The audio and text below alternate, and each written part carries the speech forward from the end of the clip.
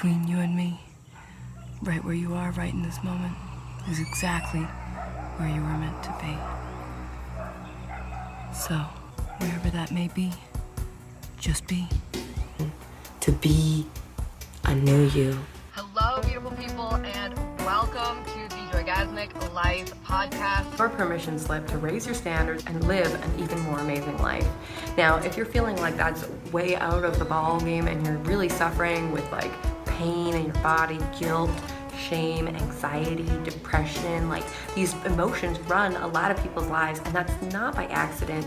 Our culture is set up to keep us in those emotions because it's easier to control people when they're in those emotions. But if you're on an awakening journey and you have recognized that those are there, you have taken the most crucial step to get out of that, which is to become aware that it's actually happening. It's time to awaken, to bring all the parts of yourself back to this present moment and explore the joy that is your life when you live full out, fully expressed, fully harnessing the joygasmic potential of your body and yourself. Anything is possible, and especially we are here to tell you that deep and fulfilling love is possible and is available for you when you choose that for yourself. Dr. Sierra has dedicated her practice of naturopathic medicine to serving babies and their parents. Her approach to care is always baby-centered. A thriving baby equals a thriving mama and a thriving family. It is a fact that prenatal life in the first 5 years are the most impactful on human development. Dr. Sierra addresses health on all levels, physical, emotional, and spiritual. Everything she creates serves as a resource to support pregnancy and provide the best natural and conventional tools to ensure baby's optimal growth and mama's well-being. Naturopathic medical care places a significant emphasis on preventative medicine, or in other words, the cultivation and maintenance of health. A baby-centered approach to care is the ultimate expression of preventative medicine. Dr. Sierra can be reached through her website, babycentered.com, or by email or Instagram, which are available in the show notes. I so look forward to sharing this interview, and if you haven't already checked out some of the resources around preventing challenges in pregnancy by clearing out glyphosate before pregnancy even occurs, please check in some of the information that I'm providing as well as what Dr. Sierra shares in this episode about cleansing before pregnancy. So welcome, Sierra. I'm so glad to have you on the Joygasmic Life podcast, and I'm looking forward to diving into all things fertility and preconception today. Thank you so much for being here on the show. Thank you. Thanks for having me. Yeah, so for those people, I've read your bio, but for those people who are just getting to know you, can you give me a little bit of information? How did you get into working with families and babies? It's really a culmination of my entire adult life, which has always been on the path of healing. So in my undergrad studies, I was a psychology major, and then I got into massage therapy, and then yoga, and then oriental medicine and energy medicine. And that led me to naturopathic medical school.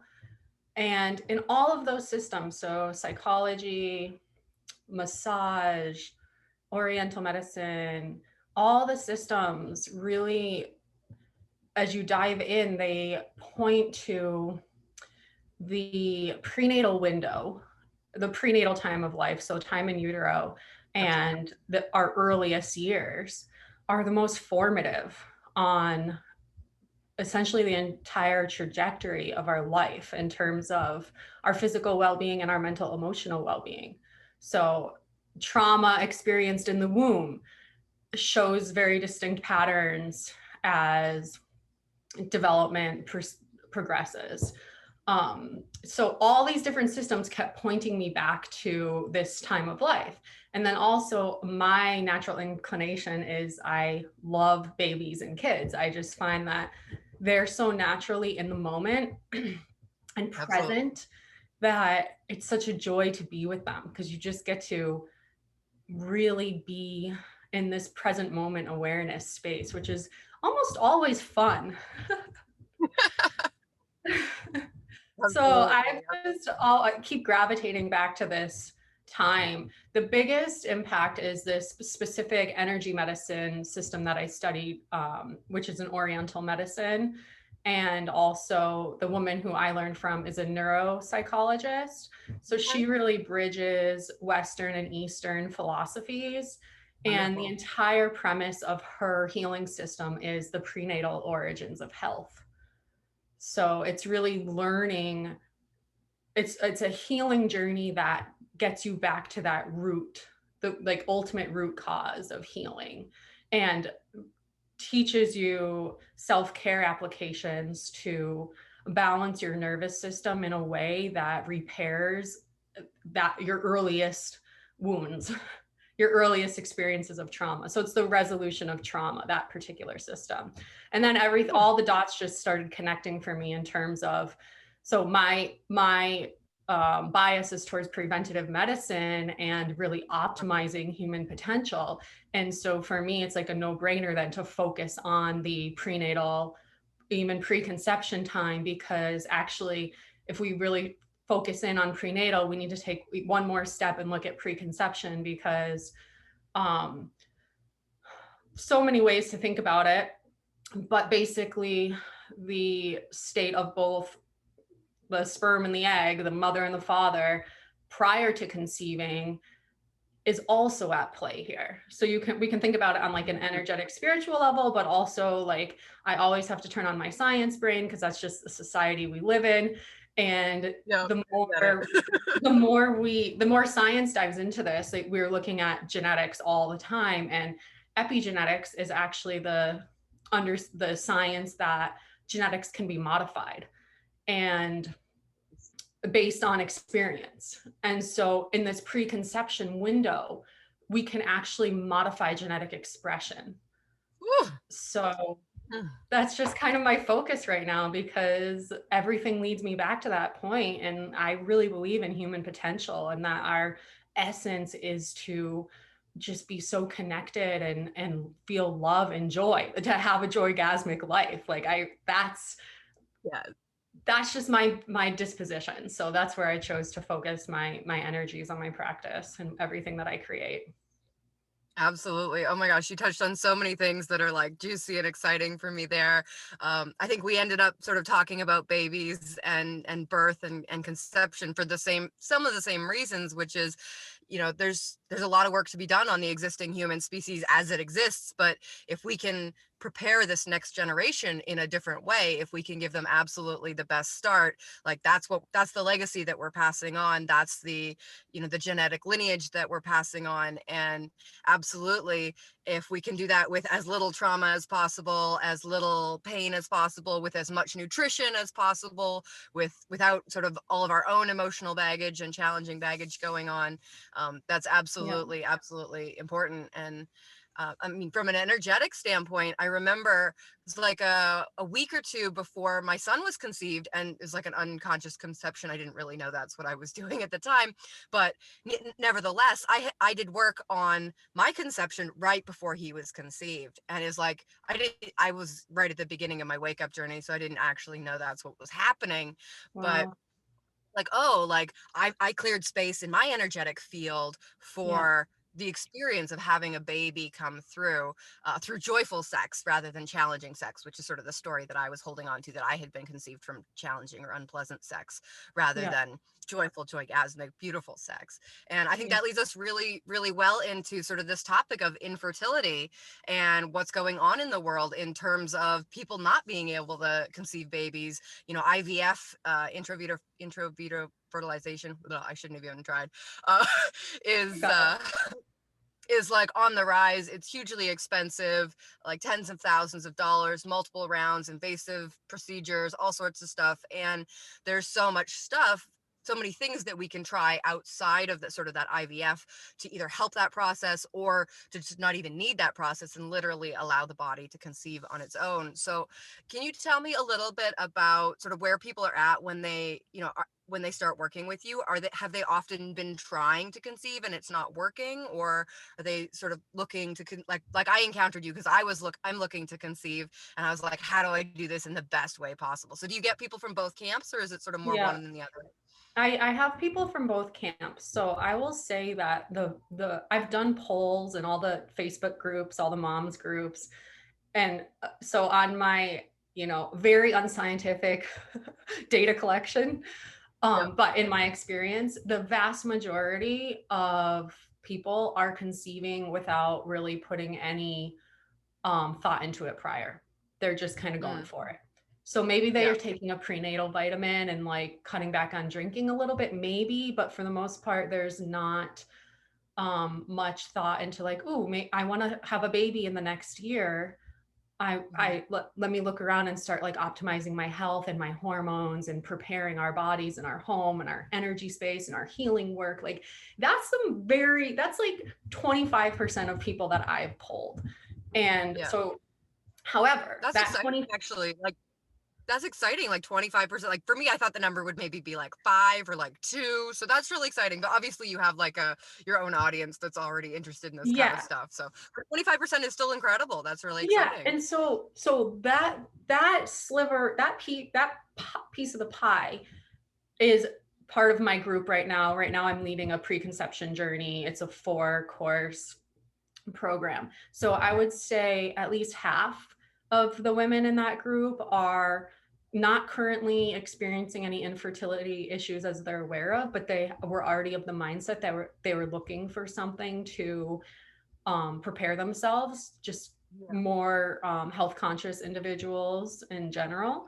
And then Yeah. there are probably the other half or so right around there are experiencing infertility issues. And they're just at the beginning of considering like, are we gonna, because they might be coming up. So in conventional medicine, if you've been having unprotected sex for a year and have not achieved pregnancy, it's considered infertility. If Right. you're over 35, they give you 6 months.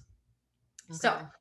that being said, there is a portion of my group and people who I've been communicating with who are in that camp as well. So I have a spectrum of people for sure. And the good thing is everything I teach and everything I present will help all of those people, because Yeah. everything I'm putting forward is to optimize genetic expression, optimize hormone function, optimize reproductive organ function. So no matter what path people go down for conceiving their baby, they're going to be putting themselves at the best odds for a healthy pregnancy. Yeah.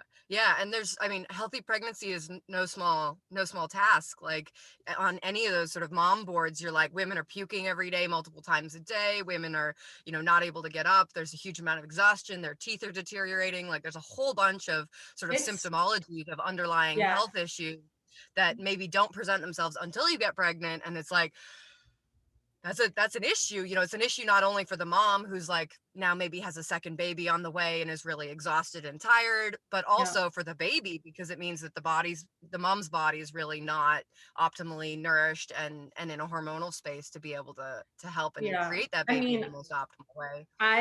I was one of those moms and pregnant moms, Mhm. and um so that's part of why. So I was in my last semester of medical school when I got pregnant, and so I had already completed a lot of coursework on the importance of preconception planning. So that's like standard in our education is preconception protocols. Now, Mhm. even in conventional medicine, they emphasize like gynecologist doctors, they emphasize the importance of preconception, like awareness for women of reproductive age. If they're having any unprotected sex, they should be on a prenatal vitamin, blah, blah, blah. But they don't really, it might be like 2 minutes in your visit with your doctor. And Mhm. there's also no concept of like, okay, this woman's been on birth control for 10, 15 years. She wants to have a baby. It's like, oh, just pull the IUD out, turn off the pill, and like, go ahead, go for it. And from my training, it's like birth control pill depletes a lot of vitamins and minerals just because of the way your body has to process it. So there's at least a 3 to 6 month window to replete nutrients and really focus on hormones if a woman's been on birth control, etc. Anyway, that's just like a side note, but like that's a whole topic. We could spend a whole hour and a half talking about hormonal birth control and some of the issues there, and maybe I'll have you come back and we can do but the fact is pregnancy is extremely demanding on the body. There's no way around it. I mean, very few women. My sister-in-law just had a baby and she was like blissed out, never had any nausea. She napped every day. That was the extent of it. But that's like, she's the only woman I've ever met who will tell me that with her pregnancy, a firsthand account. I prepared for almost a year before I got pregnant. I did cleanses. I was on all my supplements. I get acupuncture every couple of weeks. I'm a massage therapist. I'm getting massage. I'm going in the ocean every day, like blah, blah, blah. I love pregnancy. I love babies. I was so excited to be pregnant. Oh my God, goddess land, here we come. I was miserable. Absolutely. The first trimester till about 20 weeks. I mean, I was excited and there's this magic and I could feel this like energy beam coming through me. Like I could feel the connection to like cosmic creative energy. I could feel that. And that was magical and I loved it. But oh my God, was I sick and exhausted and just cried, like bloated. And I would call my midwife crying, like, I am a failure. I did it wrong, blah, blah, blah. And like, it just is what, I mean, you can do all you can do. That's another reason I emphasize the preconception, because then my diet was like rice cakes and peanut butter. And so it's like, thank God I prepared my body beforehand because I had a robust nutrient store. But my lesson from all of that was like, this is a gift to surrender and rest and slow down. And so I rested and I allowed my body to rest and slow down. And that is what I needed. And, you know, unfortunately, most people in our society don't have that option. They have to keep powering through. Yeah, which is super challenging and stress inducing, and stress has impacts on the hormones and on the, you know, the body functioning and on our nutrition, so many things. So stress has a huge impact on the fetus as well. That's one of the most robust bodies of data that we have, even from the conventional world. It can retard growth of the fetus. It has really big implications on fetal development, like unchecked cortisol levels. Babies will be born addicted to cortisol, addicted to stress hormones. So it's like, but then I talk like that and then people get stressed out about their stress. So I have to tread lightly. There's ways to handle that. There's ways to handle that. I totally cover that in the like joygasmic birth course, how to work with the vagus nerve and the calming of that sort of fight flight system back into rest and digest. And you absolutely do not have to remove all of your stressors. You just need to learn how to deal with them differently, how to manage them differently, how to be sort of differently in your body when you have those stressors, right? So yeah. And I think, you know, this is a really great time to point out too that, you know, everybody's doing the best they can with what they know.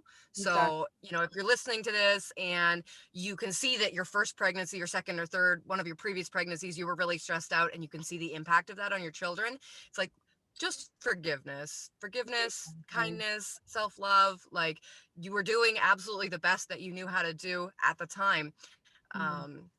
And now that you know better, you know, if you're planning for another pregnancy, you can absolutely set up a different nest for yourself. And that's what a lot of women are doing, is they're just going, we're going to set up a different nest. Yeah, absolutely. I think the biggest like point is to just like let go of any of that shame and guilt and just like breathe through it and take it one moment at a time. It's all we can do. Absolutely, absolutely. So can we talk a little bit about that, sort of the stress and the hormones, and talk a little bit more deeply to me about how that actually does impact the fetus? Like what is that? Because we talk about sort of it's like a symbiotic relationship that the mom and the baby have. So what happens when the mom's getting stressed out to the baby on a physical level? So first of all, the biggest stress hormone is cortisol. Maybe people hear that cortisol, maybe not. We can just stick to stress hormone. I get a little bit confused sometimes because a lot of my bubble is like other practitioners. So just please ask me to um, put it in more simple terms if I need to.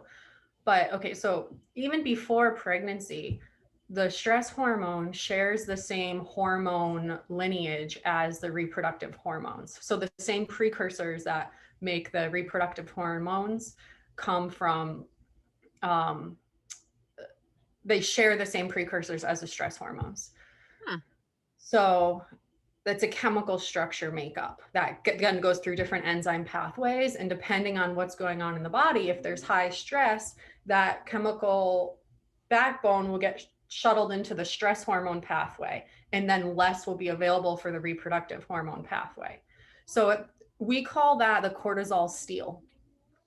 So unchecked stress levels can literally steal from the reproductive hormones. So that can be an issue in infertility. In fact, I was just doing research on this and it's pretty cool. Well, it's nice. Like I like data, but I also have no problem connecting the dots with my own brain without the data.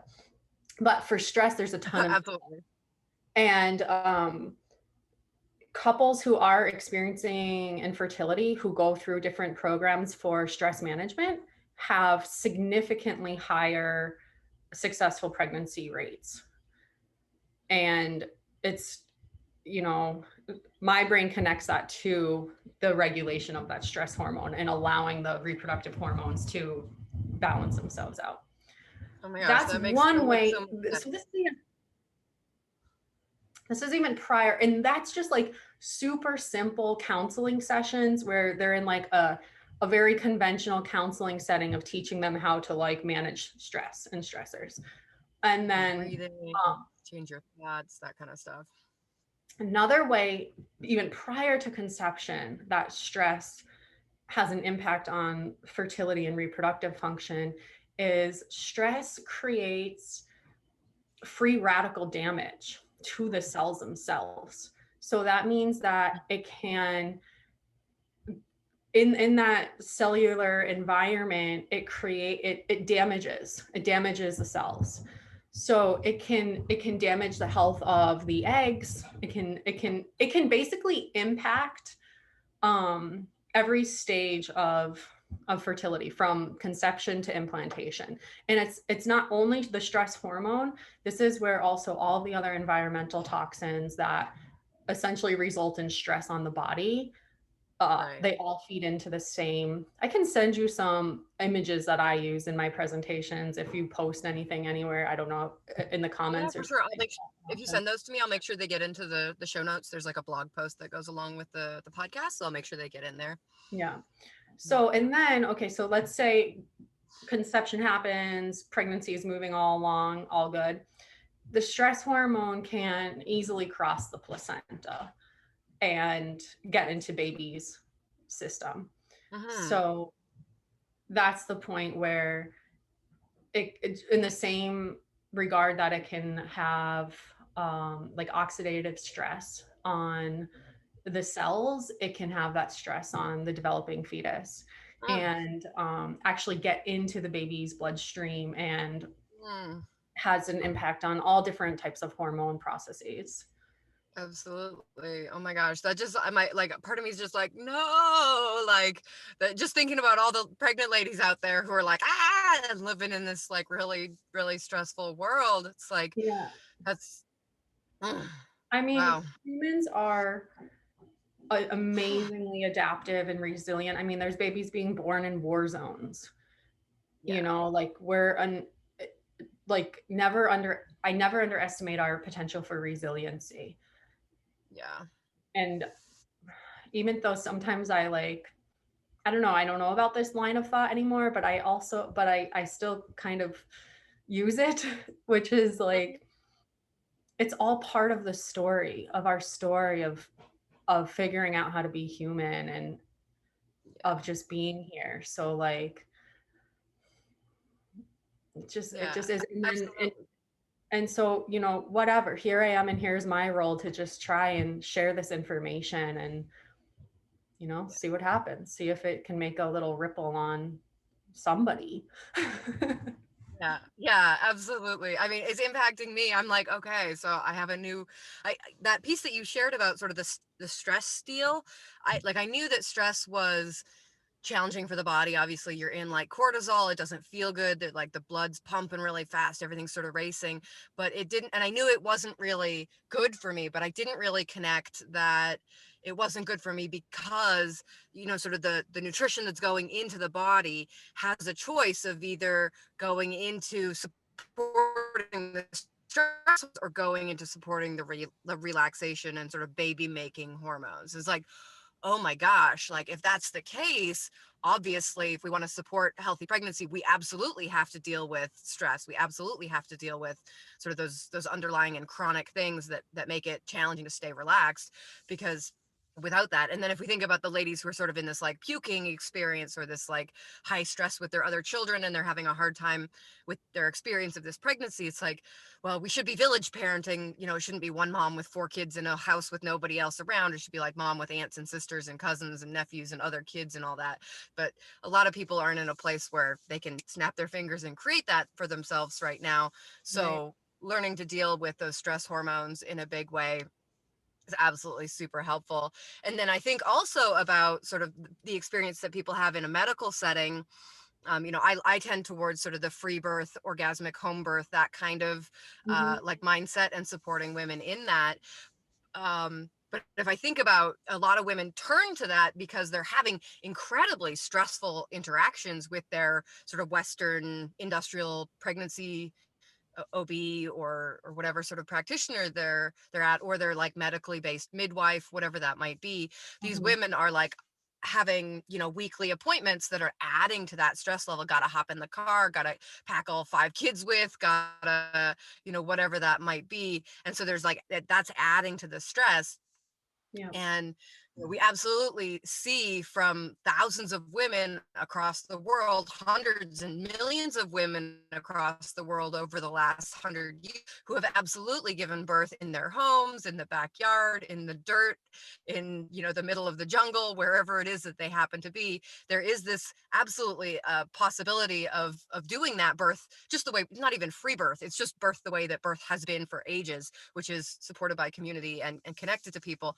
And so to see sort of Western medical going, you need to come in and we're going to check your blood pressure and you're going to feel anxious about being here. So your blood pressure is probably going to be high. And then, you know, that whole conversation about cascade of interventions. And I get kind of worked up about that. So we don't necessarily have to talk about that today if you don't want to, because I know not everybody has same viewpoints as I do, or not everybody's sort of in that far down that particular rabbit hole.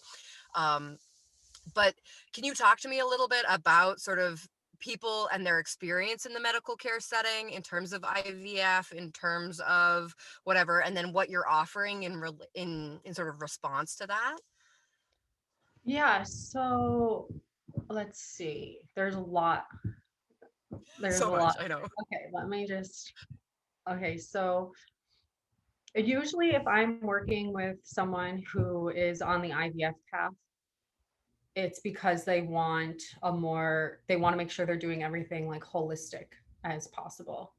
Hmm. So there's a range of medical professionals. So some of them are more compassionate and more grounded and more open to really informed consent and respecting a woman's choices, etc. Some of them are like what I consider like dinosaurs because honestly, the standard of care now, even in conventional medicine, is that is informed consent and shared decision making. Mm. You, as a doctor, even in the emergency room setting, I've done rotations in emergency room settings, and I've seen them with people who are in like pretty close to life or death situation. I mean, if it's truly life or death, like they're in trauma, they're out, they're going to do their best, hands down, and save that person. But if the person is coherent at all, they explain to them the procedure or the treatment that they would like to do, and they obtain consent before doing it. So that is how medicine should be practiced. And from what I hear from most people, that is not how it is practiced. Yeah. I'm starting to hear reports of it a little bit more, that OB-GYN doctors, because this is my world, you know, are being better about explaining the options and then telling the woman, you can choose, here's your options, it's your choice. But it's still not as prevalent as it needs to be, because whether you're going through pregnancy or any other point of life, the best is if people feel autonomy over their body. Absolutely. And aren't looking, that the doctor is there for educated advice, opinion, to help you understand and process what's going on. Like, I think of myself as like a detective. Like, all right, we're going on your healing journey together, and we're going to explore what's going on, and it's detective work. Because my paradigm that I practice from is that the body is a part of the natural world, the natural order of things, and has its own natural intelligence, and is designed to bring itself into balance and to function super well, and and from a point of this joygasmic life. Yeah. That's the design that we are a part of. So the detective work is to figure out what's getting in the way of that, and how can we deal with what's getting in the way of that with as little intervention as possible, so that the momentum that heals and regulate things is that natural intelligence, and the body isn't still depending on this outside input to regulate and be in balance. So we want to intervene as little as possible so that the natural intelligence can do its thing. So there's exceptions to this, like, again, and it goes to people, to intergenerational patterns, to prenatal life. Major things that happen prenatally, they take a lot of work to heal postnatally. And so there is a place for medications, for ongoing supplements, for all the things, for all the interventions. There's a place for that. I'm just tread very lightly, and my job is to make sure we're doing everything we can to support the body's natural intelligence, and not keep creating a dynamic where it's dependent on something. Okay, so that's a huge tangent from your question. But not really, because when women are on are experiencing infertility and already on that path of doing IVF or whatever, that's still my disposition from which I'm working with them. So I want to know, so like, for example, I have a colleague who went to the same medical school as I did, and has been practicing, has an awesome practice in California, and she's been on a 6-7 year infertility journey. Wow. And she does it all. There's a lot of toxins and heavy metals that can create infertility. So she ran all the labs on her and her husband. I mean, the whole thing before beginning IVF. It turns out there's a genetic variation that can cause like an inborn vasectomy in a man. Wow. It's really rare. It's a chromosomal genetic variation. Yeah. And he was positive for that genetic SNP, we call it. And so over all the years, they did heavy metal chelating because he had high heavy metals. They did a surgery on a varicocele, which is basically fluid in the testicles. They did everything. Yeah. From holistic and conventional. And then it turns out they found this. So it's like there's some sperm because there was no sperm coming out in the sperm samples. So, and then it turns out she had some interesting polycystic ovaries as well, but not polycystic PCOS. Anyway, this is just an aside to say, like, there can can be some major challenges to achieving fertility. It's still only like 10, I think the latest is like 16% of couples experience infertility. Okay. But yeah, so I mean, this is Western medicine at its finest because they're able to go directly into the testicles, remove the sperm. And then she found a more natural IVF specialist who uses as low dose hormones as possible to stimulate ovulation and do egg retrieval. Mm-hmm. And then, they go through the whole process of fertilizing the eggs. And then they wait several months until her body has completely cleared the drugs that were used to stimulate ovulation, Mm-hmm. and then waited until, because her cycles were really good and stable, there was enough progesterone to support a pregnancy, so waited until the natural point in her cycle when implantation would occur naturally, and at that point did the IVF. So the only hormone she required was vaginal progesterone, which is not uncommon to use. If you're not familiar, it's women who have recurrent pregnancy loss will prescribe that vaginally. It doesn't get absorbed systemically. Hmm. It doesn't get absorbed into the body at large. It really only acts on the uterus. And in early pregnancy, until the placenta takes over in the second trimester, the uterus must produce enough progesterone to maintain the pregnancy. So in a lot of women, this is extremely effective if there's been recurrent pregnancy loss.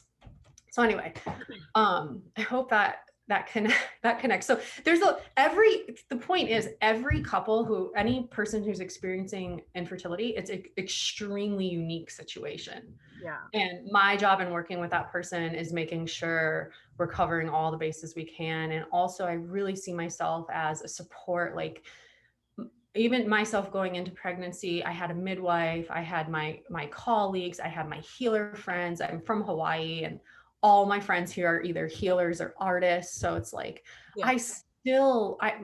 when the midwife I worked with, my appointments are an hour long. She gives me a massages my feet, my tummy. I could ask all the questions. I still found myself Googling every single day and feeling like I couldn't get enough support and like navigating it. So like, I really see my role as creating a more support network so that women and families feel like they have a resource they can rely on to navigate Absolutely. the whole thing. Yeah. Yeah. And there's like, so, like you said, being a detective and sort of going like, oh, like this is the way, and this is the way you were mentioning had tried so many of the things, all of the things, and it turns out there's like one really unique piece about her husband that's causing this. You touched on heavy metal toxicity. Can you share a little bit more about that in terms of, because I would imagine that in terms of fertility, like often we think about the women, but men have so much of that journey as well. Can you share more about sort of that journey, especially if women have partners who have been doing, like heavy industry type stuff, and how that can impact their fertility journey? Yeah, so everything I produce and share, I speak to the male counterpart, well, maybe not equally, but I try to emphasize. Mm-hmm. And one thing I love to use this metaphor that it's like like the womb is the garden and the sperm is the seed. Mm-hmm. And so the quality of your seed really matters. Like anyone who likes to grow food, like you really care about the lineage of the seed. And then of course if you've farmed or gardened at all, you realize the importance of the soil composition as well. And to me, that's like the womb space, right? Yeah. So I had a huge emphasis on the seed, on the male part. At least 40% of infertility, for couples with infertility, 40% of it is from the man. Mm. So it's almost 50-50. Yeah. There's interesting data that men who eat a conventional standard American diet have significantly lower sperm count and motility, so function, you need to have enough sperm there, and then they have to be well functioning. And after going on an organic diet, within 3 weeks, all their measures increase significantly, like statistically significantly, from a conventional research paradigm Wonderful. Oh, model. that's so good to hear. I'm just like, what? Great. Great. Good to Yeah. know. And there's been big long-term studies that look at sperm count. And in the West, and since the 70s, the sperm count has declined 50% in Western men. And these are huge studies, thousands of men. And it's complete opposite in places like India. The one study I'm thinking, big study. I mean, this was on NPR a couple years back, and I was like, oh my God. And then I've been finding the data too, and it's like, yeah, in India, no change whatsoever. So if none of this research is, you have to have like a randomized double blind controlled study to like prove cause and effect. So it's all speculative, like correlations, like how can we think about the differences between like the Western and Eastern world, like populations, what's going on here. And a big thing that comes out of this research is like obesity, diet, moving lifestyle. So like obesity is clear in the data, like causes sperm count to go down, function to go down. But now we know like pesticides as well. And this in particular, it's Roundup, the big hitter, heavy hitter is Roundup. Yeah. There's a bunch, I mean, there's almost 100,000 man-made chemicals in the environment. We're interacting with probably up to 10,000 a day. And a lot of them are shown in animal studies to cause infertility. So they cause sperm to stop producing. Yeah.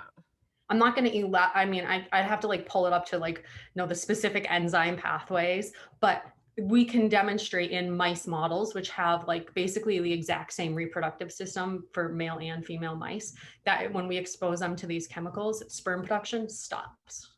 Right. Yeah. And so if people are exposed to these chemicals, through conventional cosmetics, smells, artificial fragrances, colors and food dyes, inorganic, like non-organic foods that are sprayed with pesticides, grain, like wheat products are a big source of that glyphosate, the Roundup sort of experience.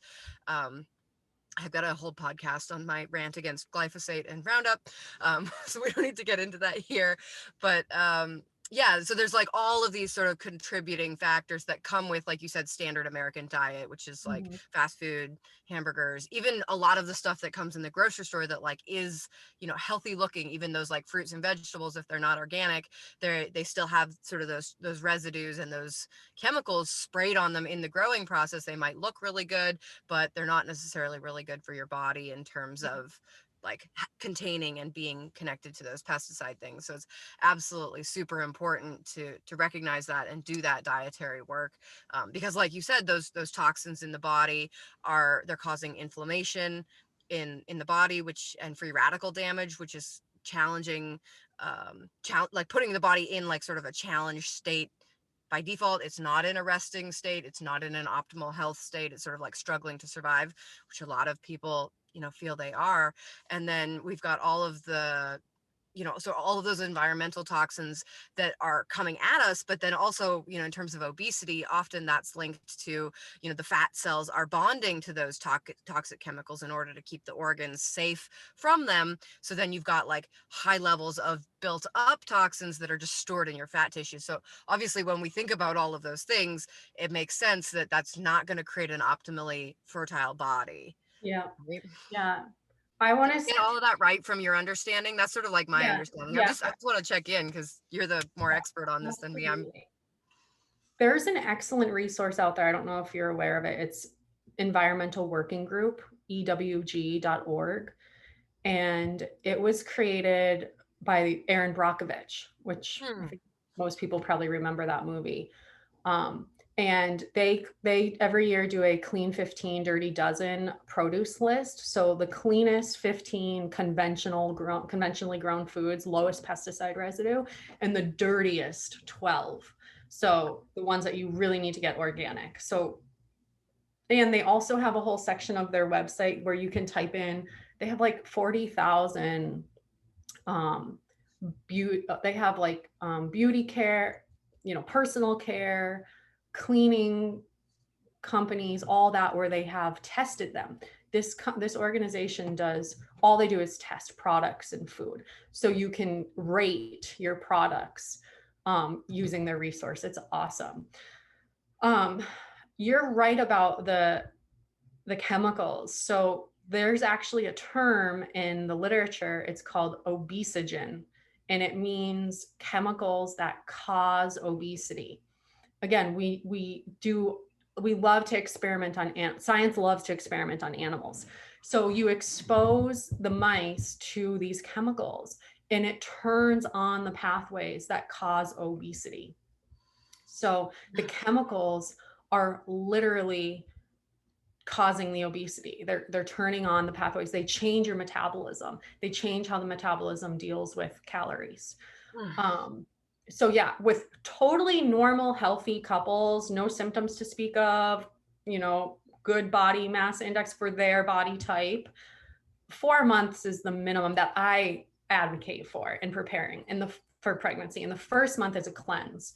It's doing a Whole30 type diet, an elimination based diet, organic, and then supporting the body's innate detox pathways, making sure there's enough fiber, self-care practices, etc. If there is already an issue that we know of, different types of symptom clusters or significant obesity, then it's at least a year to prepare. That's just my disposition. Of course, I don't want to shame or judge anybody who chooses something differently. I'll try to meet you where you're at and work with wherever. But if we get to choose, that's what I would recommend. Yeah, I mean, absolutely. If you're there's so much, even if you have been eating healthy, clean for the last 5-10 years, what did you eat as a child? Those things can still be stored in the tissues of the body. They can be stored in and around the organs. All of that hinders our optimal organ function.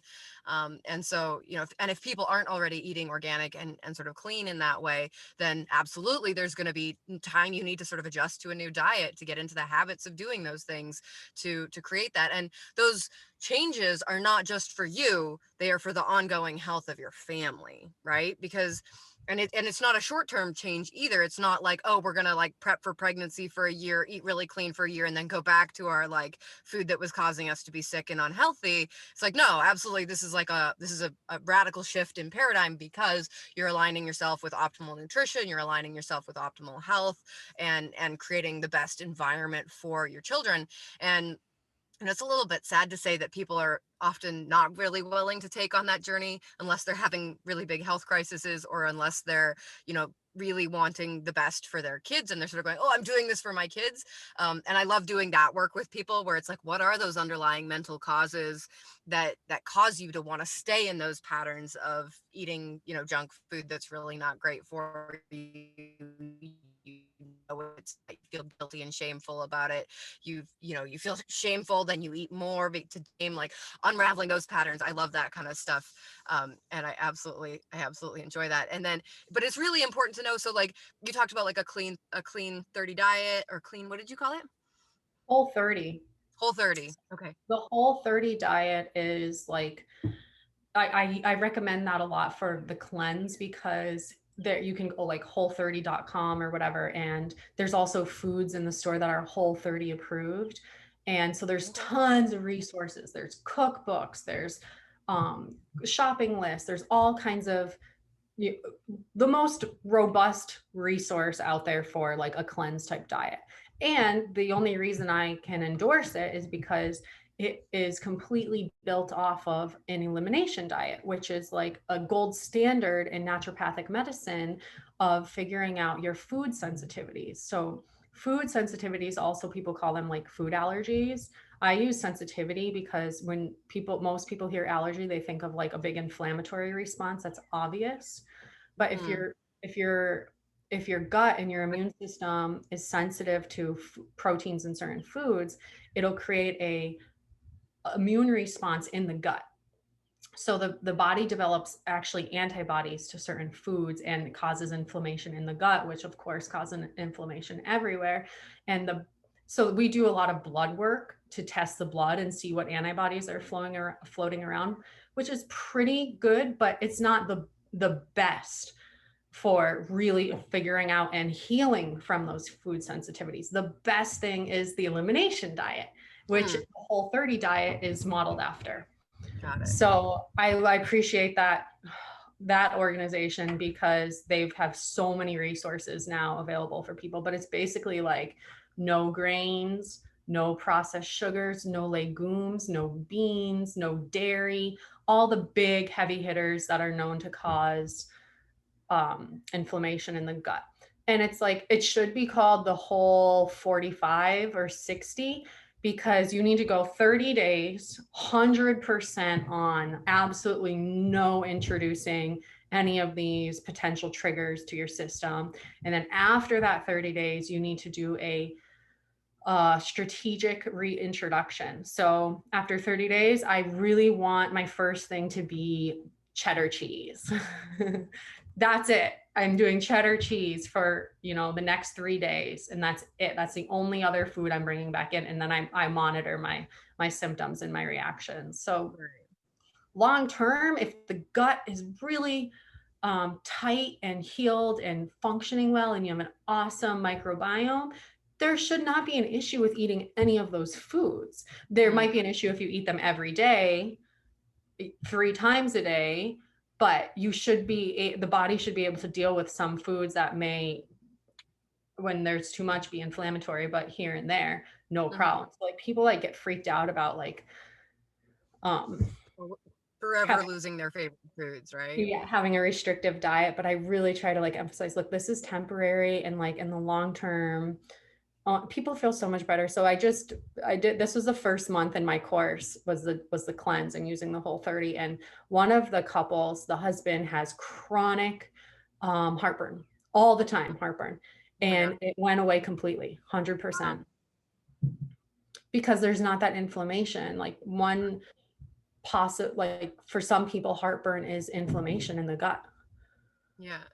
So I'm curious because you mentioned like grains, legumes, beans, and like generally those are things that people think of as sort of staples, like the world has functioned and grown to its success on grains, legumes, and beans, Mm-hmm. in large part. And I'm just curious about sort of your thoughts, wisdom on whether or not that's because we're not soaking them. Do you have any thoughts around that? I think a lot of it is because of conventional farming. Okay. Even organic is like has some cross contaminations and soil quality and whatnot. I mean, soaking them is always better, and probably also because of gut permeability from other stressors on the gut. So like, yeah, a healthy gut should have no issue with beans, legumes, all of that. Those are actually awesome foods. They're high in like they're high in different composition that feed the healthy bacteria. I'm thinking of butyrate, for example, like lentils, super, super healthy food. But we could all benefit from taking a break on all of them for a while, just to give our gut the best chance at really healing itself and fortifying itself. So like the Whole30 diet is like vegetables, fruits, lean meats, minimally processed nuts and seeds, healthy fats, avocados. You can do ghee. But it's probably a lot of it is like just taking out the processed sugar, no alcohol, drinking coffee black instead of adding cream and honey to it. So it's the whole thing. I'm not going to say like the grains and the legumes are to blame, but it's just part of this bigger picture that's going on where the gut is just having to work too hard and stressed out. And so let's take away all the things for a while that the gut has to work harder on to process and give it easiest things to digest that for the most part cause the littlest bit of inflammation. Yeah, absolutely. So I'm just curious because we've talked a lot about sort of the emotional and the physical side in terms of this so far. So I'm really curious about your thoughts around sort of spiritual preparation for conception, for pregnancy, or in relation to infertility. This is like, possibly one of my favorite aspects of being to tune into is like the spiritual um side of things. I think that my belief and my feelings is like when we are like cosmic energy, a soul is coming through. I think it's important to tune into that prior to conception and really like feel into spirit, whatever that means for somebody. Everybody has a different relationship with spirit. Even people who don't consider themselves spiritual or religious, maybe they love nature. Maybe they love just like being out in nature and going for a hike. So that might just look like going for some walks in nature and tuning into the natural world and the interconnected. It's really about the interconnectedness that we all share, being part of this planet together. It's like we're not just on the planet, we're part of the planet. And so like Absolutely. I felt my baby spirit for a couple years, like just kind of nagging me because I do a lot of um uh like meditation and spiritual work where like it's important to me to try to like just tune into the vibration of nature, into the stillness. I think I'm a huge fan of Eckhart Tolle. Hmm. I named my son Eckhart.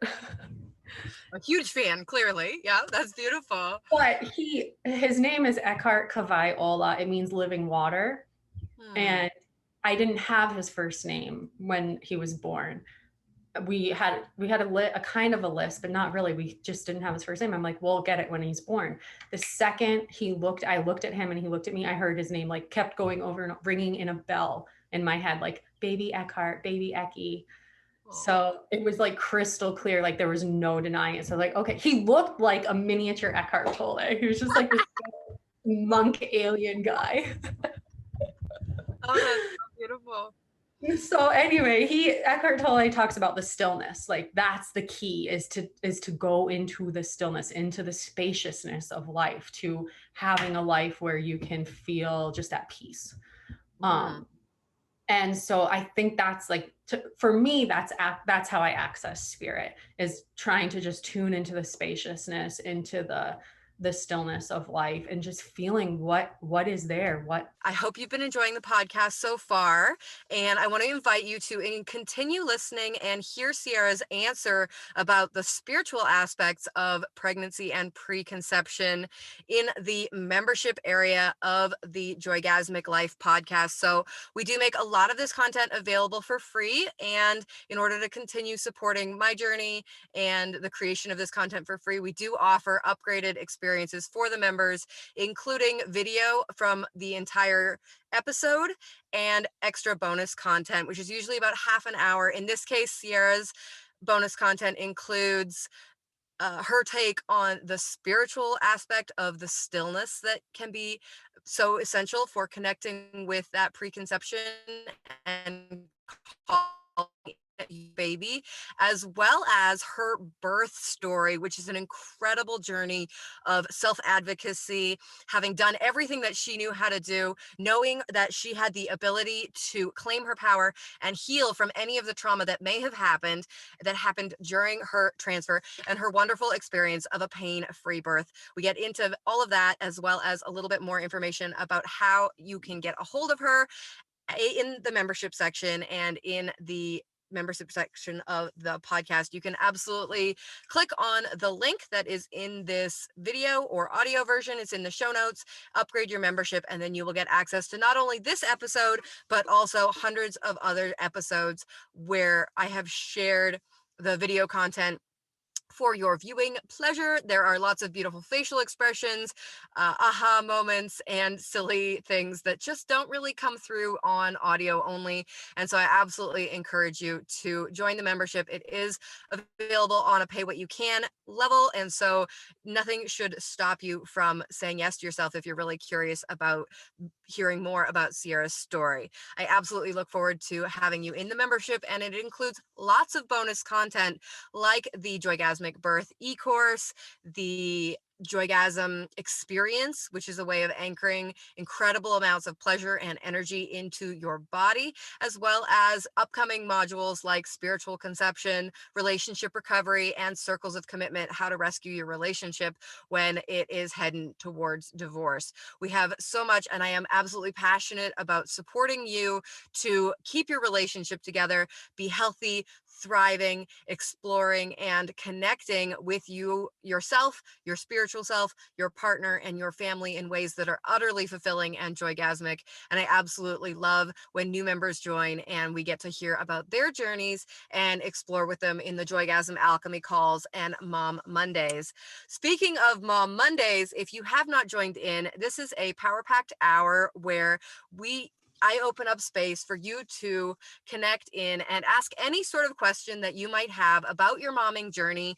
I offer support for women to work through their sort of mental, emotional challenges around postpartum, and offer the wisdom and guidance of my last 10 years of intense experience and research and discovery in terms of healing from postpartum depression, tips and tricks for living a joygasmic life. I absolutely would love to see you on Mom Mondays, and we are opening up another group for joygasmic moms. So that is again, a small group of women. We run in specifically closed sessions, so it's start to finish, the same group of women that you're with every week, and we show up for an hour and a half every week and are really deep diving into sister support, sharing stories, sharing experiences of our wisdom of being moms who are on a consciousness path, who are celebrating our new age wisdom, who are celebrating the multidimensionality of birth and our autonomy in making exactly our own birth choices. Whether you are looking for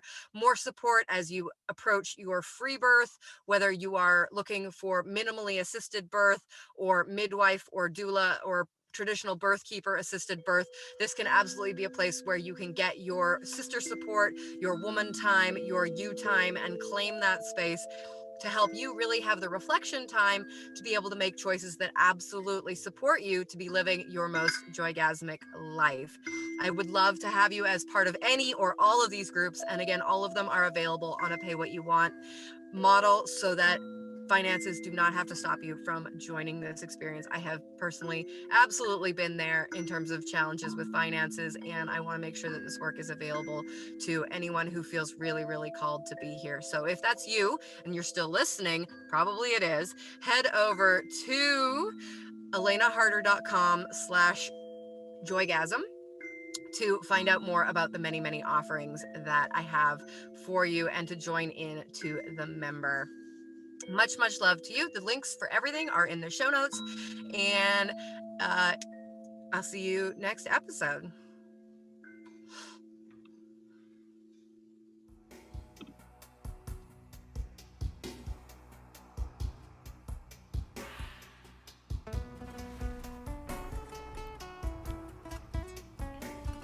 How easily can you imagine that this experience is integrated already deeply into every cell of your being in such a way that you will begin to notice that you have already been operating from this new behavior for a while, and that it was simply a matter of noticing how much you've already been doing this. You may choose to feel that this moment is the moment that completely and utterly into your body. Or in the days and weeks ahead, getting curious about how fully and completely this experience has transformed your life. Realizing that you are at complete choice to choose how you would like to integrate this information into every cell of your being.